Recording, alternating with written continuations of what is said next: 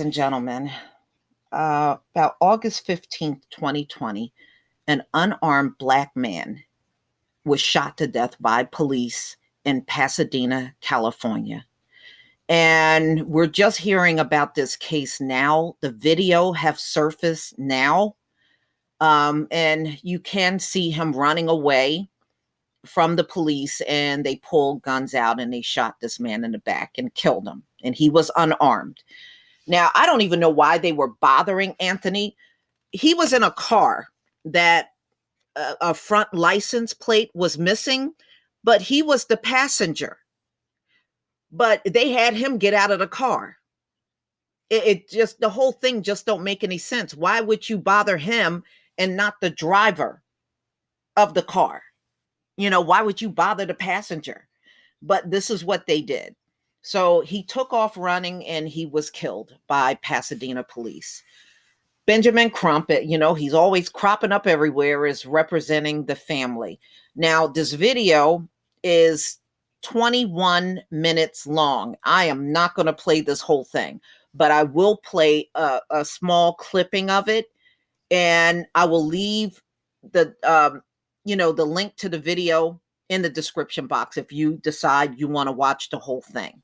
But I'm just going to play a segment of it. Saw it with Breonna Taylor in Louisville, Kentucky, and America all said her name. We did on May 25th, 2020, saw George Floyd literally be tortured to death for 8 minutes and 46 seconds. And everybody saw that video around the world, and they all said George Floyd's name. And then a week after Anthony McClain was shot and killed, Jacob Blake Jr. in Kenosha, Wisconsin was shot and paralyzed on video. And we all said his name.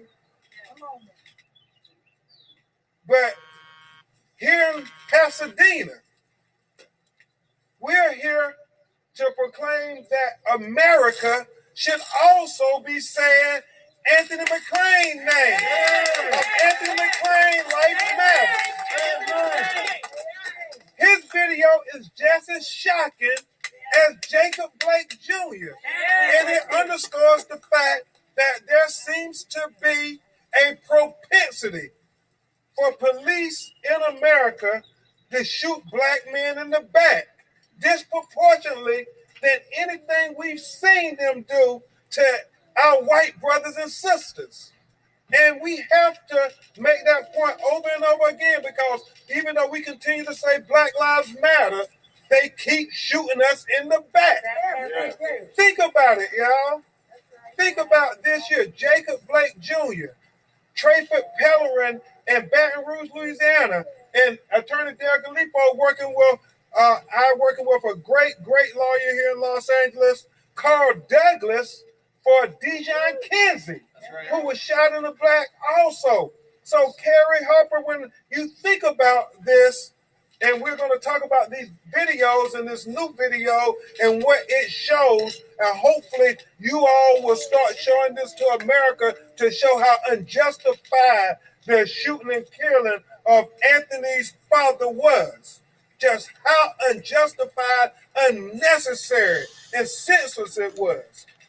Because you think about young white men who are confirmed murderers, who are running from the police, running from state to state, and they aren't shot in the back.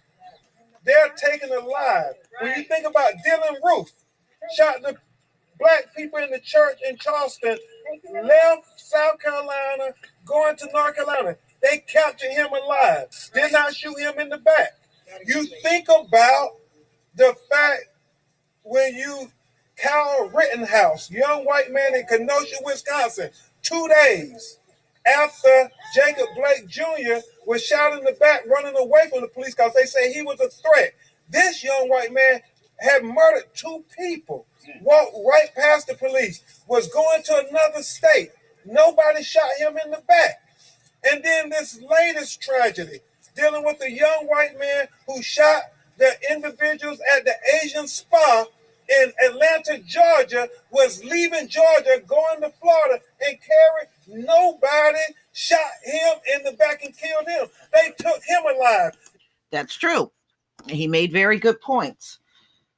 So, ladies and gentlemen, Anthony was shot fatally in the back. He was a 33-year-old black man, had his whole life ahead of him, have young children, a father, and he was gunned down in the back over a damn license plate, a missing license plate, and he was the passenger in the car, not the driver. How does he end up dead?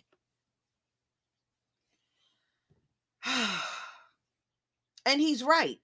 It is very disproportionate that we see so many black men gunned down in the back. They act like even if the man is running, they act like there's no other choice but to gun him down. Gunning down somebody running away from you should not be a threat. But it always seems to be one in America.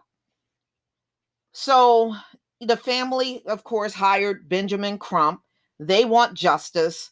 And, you know, we should have heard about this when it happened. We should have heard about this. August 15th, 2020. And here it is. We are on March 23rd, 2021, and we're just hearing about this happening to Anthony McClain in Pasadena. Oh boy, this is Breonna Taylor all over again. You remember Breonna Taylor happened months before they even revealed what happened nationwide to her. And this is the same thing when it comes down to Anthony McClain. Now, ladies and gentlemen, it is just almost like when a black man is stopped by the police, it is a lose-lose situation. You don't have to be armed, you don't have to be a threat, and you still lose your life. That is a damn problem.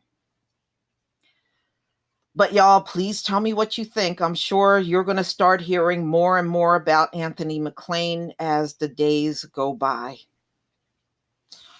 Please leave your comment and subscribe. Don't forget to hit on the notification bell, and I'll see you on the next video. Peace, family.